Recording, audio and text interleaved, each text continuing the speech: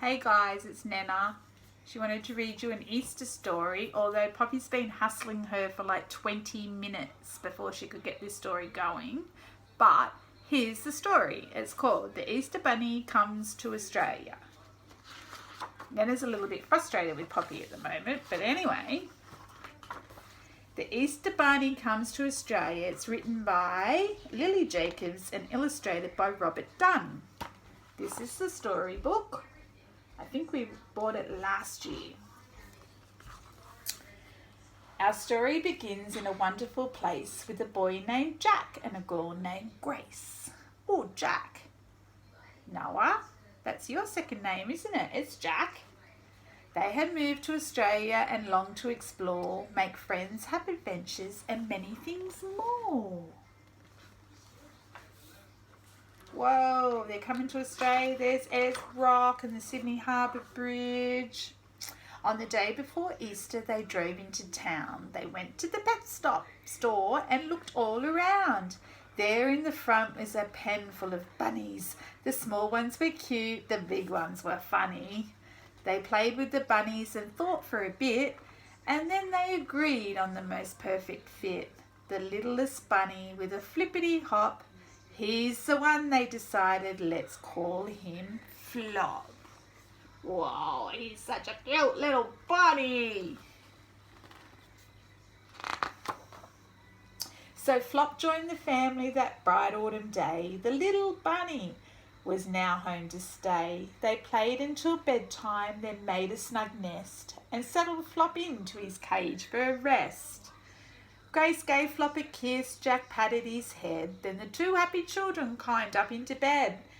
A soft evening breeze blew in through the window as Grace and Jack fell fast asleep on their pillows. I think this was Easter night. This was before the Easter Bunny came. But Flop had no time now to close his own eyes. He was preparing an Easter surprise. Although he was small and he knew it was true, tonight little Flop had a big job to do, for he had a secret he hadn't let show. He was the Easter Bunny and he had to go. A magical wind gave his whiskers a tickle, his nose how it twitched, his ears how they wiggled.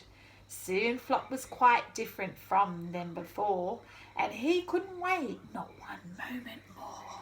Whoa, look! Flop turned into this little white bunny and he's got his flying goggles on, and now I think he's going to fly all over the place, delivering all those lovely chocolate eggs.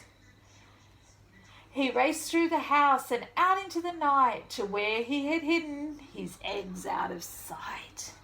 His marvellous burrow held Easter eggs plenty, to be quite exact, 9,020,000.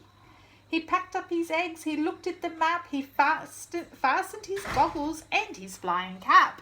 Ooh, I think he's going to deliver them in his hot air balloon. Look how cool he is. Then Flop hopped right into his hot air balloon, and soon he was soaring as high as the moon. As he watched his first stop grow nearer and nearer, his Australian mission become even clearer. Whoa, look at all those lights, and he's up here in his balloon. He's going to deliver all those eggs. Yum, yum. First, Flop balanced eggs on a tall building top, which I think was the Opera House. Then went to the park, spraying eggs as he hopped. He went to the National Park. He smashed a quick Easter 6 just for some fun. He was at the Sydney Cricket Ground, I think. And quietly hid chocolate eggs one by one. It's at the National Library. With big bounces here and giant jumps there, Flop hid Australian eggs everywhere. He flew to the east, to the south, to the west and to the north. He crisscrossed the country. He raced back and forth all over Australia. He was at Ayers Rock. He went everywhere. Sydney, Melbourne and Brisbane got treats. Then Adelaide, Perth and Darwin were complete. Canberra, Hobart, the long list went on. Flop was delivering eggs until dawn. Oh man, I bet you he was so tired. Finally, Flop found his very last stop. He came to your house with a bounce and a hop, and there he delivered his Easter surprises, chocolate eggs of all shapes and sizes. And when he had finished, he stopped for a rest. Yes, surely the Easter was one of his best. The morning sun rose on that bright Easter day, and Grace and Jack both woke up early to play.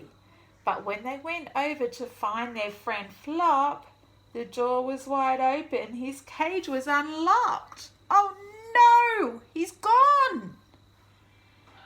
There were eggs to discover for Grace and for Jack, but now Flop was missing. They just wanted him back. They looked under their beds, they looked all around, but their new bunny friend just couldn't be found. Do you know where their bunny's gone? Can you see his bunny? Can you see their bunny? Bit of a mystery. But whose goggles were these? Outside on the door. Then from the garden come a faint. They rushed and they stumbled. It had to be him.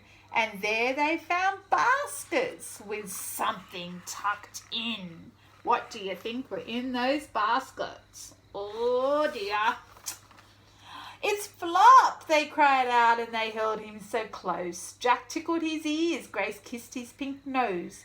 Flop hugged the two children, his new friends so dear. Happy Easter, Australia. See you next year. Whoa! And then we have an Easter egg hunt that we can go back through the book and find all the eggs. So, that's the end of the Australian Easter adventure. That's nearly the end of Easter Day for 2020. Maybe, hopefully, we'll spend 2021 together. Can't wait to see you all with kisses and cuddles and kisses and more hugs. And I miss you all so much. Can't wait to see you. Love yous. Bye.